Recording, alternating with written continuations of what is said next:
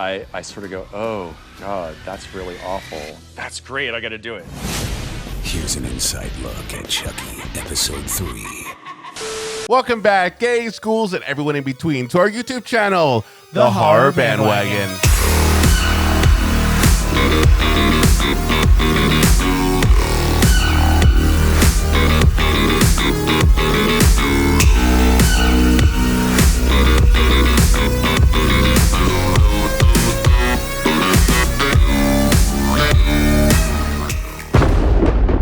Hi, my name is Sergio. And my name is Cody. And we are boys for horror analysis, Criticism, and spooky, and sometimes kooky entertainment. All right, guys, I know it's been some time since we last covered a behind-the-scenes featurette for the Chucky series. I think maybe a month. Don't quote me on that. But today we are here to bring you another Chucky featurette. This time we are covering episode 3. Yes, that is right. And this kind of works out that we're spreading them apart because look, it's already April and soon it's going to be October. Can't wait. As time naturally does.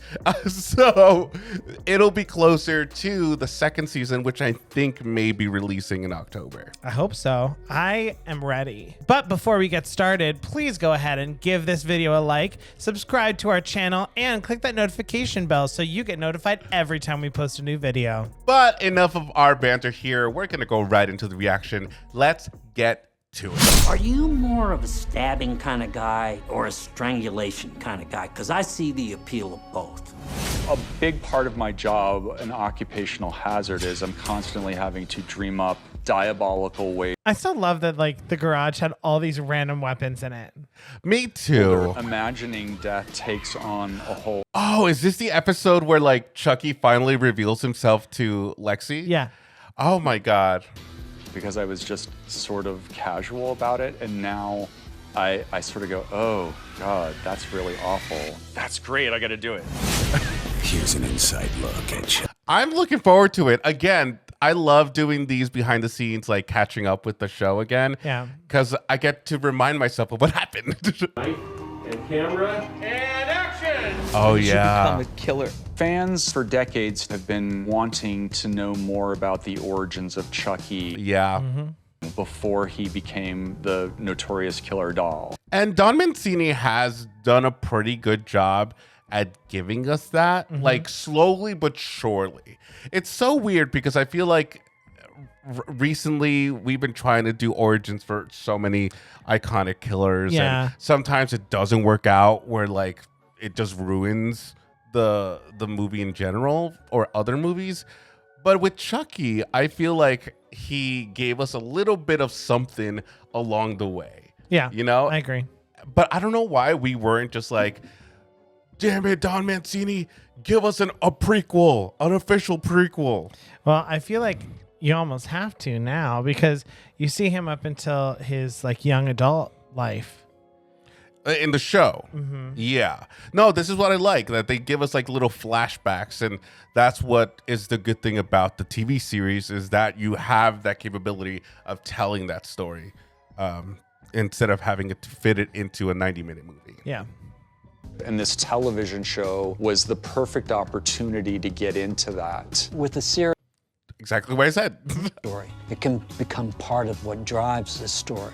It is very fun to play this role. You're gonna see some pretty crazy stuff. It was important to me that These kids are such troopers. I Like know. the kids in this movie honestly are just having a ball. Which is, this is why I always think like, listen, horror movies are awesome. Yeah, they talk about some grotesque things sometimes, but like these kids are having a great time doing this. his origins be surprising, that you would think, oh, he's a serial killer, he probably was abused as a kid, he had really rough upbringing. In fact, it's quite the opposite. He grew up in a very loving family, very normal. That is the gag of it. Too many questions about him because a certain amount of mystery is necessary. He's a sociopath, and that's how he was born. If I'm honest, when I first read the script, I had to stop and put it down. I knew it was happening, but as I read the script, I started getting Elizabeth Ray. terrified because he stabs me in the closet. I helped. He He stabs his own mother. That's terrifying. This woman's new to the franchise. This woman's new to the horror. Yeah, but can you imagine like just putting yourself in the shoes of the character for a second? You're like, you're just trying to protect your kid, and then your kid. I mean, we kind of called it, I think, because I remember us watching the reacting to the episode, and we were kind of just trying to figure out what was going to be the twist. Was the fact that he was the one who killed her, and was like, yeah, I like you, serial killer guy. You're my hero, which is fun. I like that. I like that little spin, and I love that Dom Mancini is like, yeah, it's not going to be your conventional origin story, which makes me wonder. I wonder if he knew this all this time about Charles Lee Ray. I don't know. That would be really interesting. Like from the creation of Chucky, or did just when he was writing for the show realize this makes sense? I don't know. I feel like if you're gonna make a character like Charles Lee Ray, you need to have some concept of kind of what his overall deal is. Otherwise, as the character evolves naturally, you run the risk of going in a different direction that doesn't kind of align with who the character is. A pocket knife, and he just goes jab, jab, jab, jab, jab, jab, jab. What if I'm not a killer? Everybody's a killer if you push him far enough. Lexi at that point has given him so much grief, and it's kind of pushed him over the edge. I forgot how good the animatronics for this doll were. Yeah. Because he doesn't want to seem suspicious. I wish I could, like, protect you or something. I know there's something wrong happening, and it's something that's, like, dangerous. I want to protect him. See ya, Devin. But also, I want a great story for my podcast. You need to. And that's what was getting me too. I remember I was like, ooh, I really hope he's not going to just screw him over, because he also is just a podcaster and he wants to get that inside scoop. Jake. What if I don't? Last episode, he was mortified with Lexi's actions. But then this episode, he starts to really see how it has affected Jake. What the hell are you doing? And it starts to freak Junior out a little bit. It's come to our attention that Lexi has been bullying Jake. Well, there's a parent-teacher conference between the Crosses and the Wheelers, because Lexi did some stuff. When Lexi dresses up as my dead brother, that's probably the first time it really hits me that my brother is dead and this young girl's making fun of it. I totally forget that we have this whole scene. A lot happened in this episode. Oh my God. So many juicy things. The parents find out about everything going on, and that was like the redeeming moment of a horror film, because in all these movies, or horror movies in general, sometimes they tend to, like, the parents just overlook things or just aren't smart enough to put things together. But in this situation, the teacher's acting smart, the parents are acting smart, except maybe Lexi's parents, who are like, my daughter will never do that. But then she figured out, like, oh shoot, okay, no, they did do something bad. Yeah, I do remember in this scene, like, just the mom always being like, no, Lexi wouldn't be like that. This is obviously a misunderstanding. Like, watching the video and just But the fact that, like, also Devin Sawa's character, which I think his name is Logan, or maybe that's the other dad that he plays. One of them, the dad, him right now, who we're seeing on screen, is genuinely being like, what the fuck? Like, this is messed up. This is my brother. Yeah. You know? And I like that. That's a little bit of realism. And we do actually get to see that these parents are genuinely, like, caring for their children in some sort of way. It goes kind of off the deep end by the end of the show. Mm-hmm. Why would you let her do that? It's a cool scene because it's the first time that we see Lexi kind of getting repercussions for her actions. It's also the first time that Michelle and Nathan are seeing, wow, our daughter is a very bad person. They're kind of seeing what's going on behind the scenes, that they don't really pay attention to Lexi. They don't really pay attention to what she's doing to Jake and all the people she's hurting. So when they finally see what she's done, they almost feel embarrassed about it.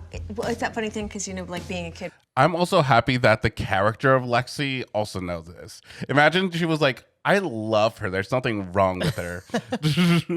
In your head as an actor, you're like, yeah, you've got big grown-up things that you have to worry about. You're not actually paying as close attention to your kids as you think you are. Nor to the wind, the sun, or the rain. Oh, I did forget this happened too. That was a very fun scene. First of all, it's just a very cool song. So Don't Fear the Reaper is just like all over. That's like horror mania. And all I hear is more cowbell. Baby, don't fear the paper. And also, Lexi, the only time we really see her softer side is when she's with her sister. And she wants to protect her, and she feels very responsible for being the one who's there for her because her parents are so involved in their jobs and, you know, don't really care about her. Look at me responding like she's actually speaking to me directly. Yeah. Friends came over to Mom and Dad, right? I loved working with Karina so much. I kind of took her under my wing in a way because I'm always used to being the youngest on set. So Karina being the youngest, my sisterly instincts are kind of kicking in. And she's the sweetest little girl, and we have the best time on set. He likes to be hugged. Oh, yeah. Shit. My bad. The moment in the series where I was like, oh, they're not going to kill the kids. But then they brutally kill the kids. Yeah. Even though, the animatronic here was a little wonky. Not the animatronic, but just how it looked like. I think it would have been better if we just got close-ups of the knife going into it. But then we just saw, like, Chucky going like this. I mean, I will never not laugh as Chucky's like all excited to like run up and kill Lexi, and he just like walks right into the leg of this other kid. He's like, oh shit, sorry. It's like, wrong kid. My bad, bro. Oh my God, so funny. It's always a challenge when there's blood and gore. We always do at least 4 or 5 of the costume. That is a given. Whenever there's blood, whether it's trickling down the mouth, we always have to multiply everything. That's crazy. So one of the things we deal with a lot on Chucky is his iconic knives. You can tell that there has to be safety factors involved. So not only are we using rubber knives at certain points, but there's also some knives that we have to shave down on the handle so that we can actually get them into the hand of Chucky himself. Yeah, that does make sense. Jake. Oh, I'm sorry. Let's just like take a moment with that last scene, because I don't know if they got into it. One, love that this featurette is giving us more of the costume design and the safety. Cody is king of safety here. And also the fact that, just like props and stuff like that and what they had to do. That's awesome. I love that we're diving deep into this and they're giving us little snippets of what everyone is doing besides the characters that we see on screen, besides Don Mancini, which is awesome. And let's just take a moment to really appreciate that finale with the fire and Chucky just like his hair is like flowing in the wind. I love that scene, and the shot of Chucky just like laughing back in like flames, so cool. And to like have that kind of ending to an episode that is like the 3rd episode in the show, crazy. It was so smart to like really hook us in and come back for another week. Yeah, I do think it was cool too to see like how the actor who was getting stabbed basically had to like lay there and react as the doll was like literally like poking him with the knife. I wonder if they had to like time that. Like they probably had to choreograph that. Yeah. Right? They had to be like, okay, kid, you're gonna have to like go and they probably were like malfunctions or delays and stuff like that. Love this stuff. The person that you wanted me to be. I feel like he goes to the graveyard because he feels like he's doing everything wrong. He confides in his mom after deciding to give the doll to Lexi. That essentially means that he's going to kill Lexi. At that point, he regrets what he's done, and he feels that he's going to be responsible for a lot of damage and pain that's going to happen. So iconic. Shooting in a house on fire was crazy. They got to dance downstairs while Lexi was being attacked by Chucky and strangled. Yeah, it was awesome. They had so many firefighters standing by and everything was super safe, but it was also me cowering in a corner while my entire... Yeah, that must have been scary being at that age and be like, we're just going to have to set the room on fire. Yeah. Hope that's cool. Also, you better get it right in the first take. Otherwise, we have to rebuild the room. And like when they light it, like so cool. I love and that. The camera would follow it. It was very cool. And we're all dancing in the background. That was fun. But it was safe. Also, that was real. It was really safe. Totally. I'm gonna go kill your sister. You wanna come? Sometimes people are born with some weird genetic predisposition toward this sort of mania. He was just a bad seed.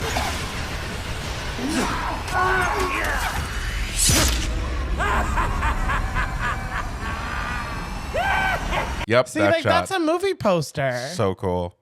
Somebody needs to, that there's probably already people drawing that up and selling it. All right, guys, that was the third episode for the behind the scenes featurette for the Chucky series. I know we just got around to it, but do not worry. We're planning to keep on watching these up until maybe, I swear they're going to come by more often, but I mean, it may work that we'll just keep it going or keep making some sort of Chucky content until ultimately the premiere of the second season. Yeah, and personally, I'm really excited.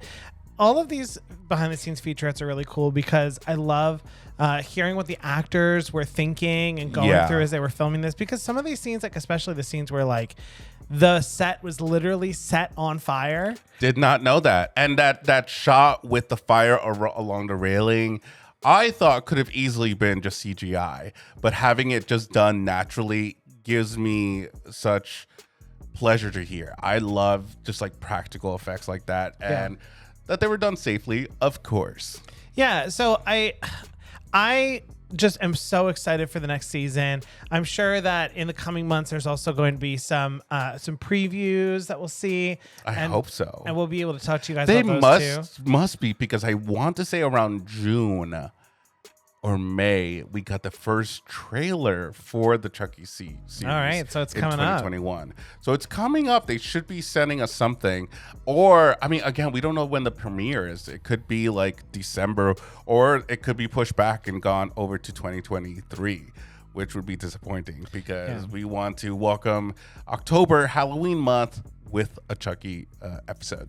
Well, and plus it's tough because since they're actually filming with kids who are the age of their characters in the show, you have to almost release a season every year or they age faster than they're supposed to. Yeah, unless you do like a time jump at some point and then have to cast new actors to like play older them. Oh, that's true. Because they did say that they weren't going to come back to this exact town.